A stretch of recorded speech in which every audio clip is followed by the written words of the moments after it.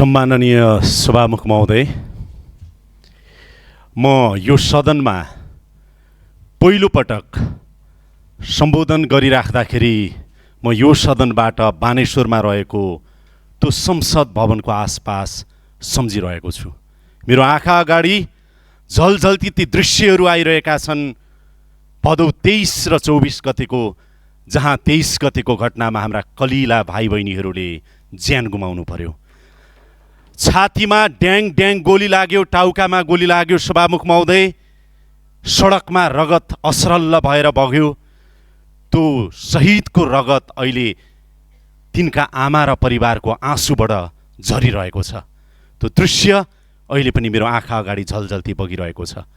म सभामुख महोदय मार्फत सरकारलाई आग्रह गर्न चाहन्छु, जुन जेन्जी सम्झौता गरिएको छ 10 मुदे, त्यो सम्झौताको अक्षरशः पालना गरियोस्, अक्षरशः पालना गरियोस् सभामुख महोदय। र मलाई गर्व छ, म तत्कालीन प्रधानमन्त्री सुशीला कार्की नेतृत्वको सरकारमा रहेको सरकारको प्रवक्ता र सञ्चार मन्त्री भइराख्दा र त्यो सरकारले जेन्जी आन्दोलनसँग गरेको सम्झौता यताउता भयो भनेदेखि स्वीकार्य हुने छैन, अक्षरशः पालना होस्, यो भन्न चाहन्छु।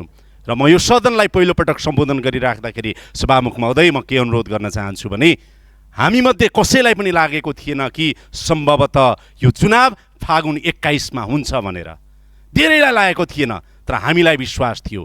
त्यति बेलाको सरकारले, त्यति बेलाको सम्माननीय प्रधानमन्त्री सुशीला कार्की ज्यूको नेतृत्वको सरकारले पार्टीका ढोका ढोका गएर, नेताका ढोका ढोका गएर, हरेक राजनीतिक दलहरूसँग वार्ता गरेर चुनावको वातावरण बनाएर आज चुनाव सुनिश्चित भएको छ। त्यसको परिणाम आज सम्माननीय सभामुख महोदय, यो संसदभित्र म के देखिरहेको छु भने, अब पुराना पातहरू हट्दै गएका छन्, नयाँ पालुवाहरू पलाउँदै आएका छन् र बसन्तको बहार भएको देखिन्छ।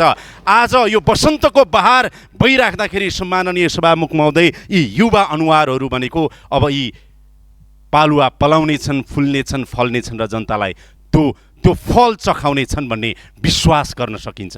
सम्माननीय सभामुख महोदय, आज राजनीतिक पोलिटिकल प्याराडाइम सिफ्ट भएको छ। आज राजनीतिको परिभाषा परिवर्तन भएको छ र नेतृत्वको परिभाषा परिवर्तन भएको छ सम्माननीय सभामुख महोदय। र यो परिभाषा बदल्ने एउटा कोही नायक जन्मिएको छ भने यतिखेर यो देशमा रवि लामिछाने जन्मिएको छ, जसले राजनीतिको परिभाषा परिवर्तन गरेको छ र नेतृत्वको परिभाषा परिवर्तन गरेको छ। अब पोलिटिकल डिस्कोर्स त्यो बाटोमा अगाडि बढ्दैछ। सम्माननीय सभामुख महोदय, म यहाँलाई भन्न चाहन्छु, म मेरो ललितपुर क्षेत्र नम्बर 2 जुन मन्दिरै मन्दिरको सहर हो, सम्पदा नै सम्पदाको सहर हो, सम्माननीय सभामुख महोदय, अरनीको त्यहाँ जन्मिनु भएको छ। अरनीको घर त्यहाँ छ। सम्पूर्ण मान्यजीहरूलाई हेर्न जान पनि म आग्रह गर्दछु। त्यहाँको सम्पदा संरक्षण गर्नु छ, अरनीको जन्मघर जोगाउनु पर्ने छ, सम्वर्धन गर्नुपर्ने छ। हामीले राष्ट्रिय विभूति हो। मेरो क्षेत्रमा आज महालक्ष्मी नगरपालिकामा पानीको हाहाकार छ, काकाकुल छन्, बीसौँ हजार जनता, तिनका लागि केही काम गर्नुपर्ने छ। म सरकारको ध्यान आकर्षण गराउन चाहन्छु सम्माननीय ज्यू मार्फत। र म भन्न चाहन्छु, मलाई बडो गजब लाग्यो सम्माननीय सभामुख महोदय, जब म क्षेत्रमा गएँ, मलाई जनता 95 वर्षको एउटा बुबाले, हजुरबुवाले के भन्नुभयो भने, म अन्तिम पटक मेरो जीवनको भोट हाल्दैछु भन्नुभयो। किनभने जसलाई मैले भोट हालेँ, अब अन्तिम पटक 95 वर्षको सम्भवतः उहाँलाई फेरि 5 वर्षपछि बाँच्छु कि बाँच्दिनँ भन्ने लाग्यो। मैले सोधेँ, किन यस्तो भन्नुभयो बुवा? उहाँले भन्नुभयो कि मेरो पुस्ता बिगारे, मेरो छोराको पुस्ता बिगारे, अब तिमीहरूलाई भोट हाल्दा कम्तीमा मेरो नातिको पुस्ता तिमीहरूले बनाउने छौ भनेर उहाँले भन्नुभयो। मलाई त्यस्तै प्रश्न सोधियो सभामुख महोदय, के भनियो भनेदेखि, तपाईँले हामीलाई बाहिर जानुपर्ने त बनाउनुहुन्न नि भनेर युवाले भनेका छन्।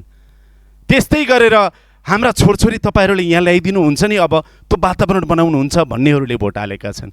तिनको लागि काम गर्नुपर्नेछ। म सरकारको ध्यान आकर्षण गराउन चाहन्छु। र अन्तिममा म के भन्न चाहन्छु भने, सभामुख महोदय, शक्ति पृथकीकरणको सिद्धान्तले न्यायपालिका, कार्यपालिका र चाहिँ व्यवस्थापिका जुन छ, व्यवस्थापिका सार्वभौम संसदको गरिमा बढाउने कुराहरूमा मलाई थ्याचरको एउटा भनाइ याद आउँछ कि यो रबर स्ट्याम्प जस्तो नबनोस्। यो देश पहिला किन बनेन भने, यो देश किन बनेन भने कार्यपालिकाको छायामा सम्पूर्ण संरचना भए, कसैलाई त्यो खालको कानुनले दिएको अधिकार प्रयोग गर्न योभन्दा अगाडि दिएन, त्यो अवस्था यहाँ नआओस् भन्न चाहन्छु। र अहिले पदभन्दा नेतृत्व महत्त्वपूर्ण छ। र म जाँदा जाँदै यति भन्न चाहन्छु कि मलाई जोन म्याक्सवेलको एउटा भनाइ याद आएको छ यतिखेर कि a leader is one who knows the way, shows the way and goes the way. त्यही अवस्था कायम रहोस्। धेरै धेरै धन्यवाद।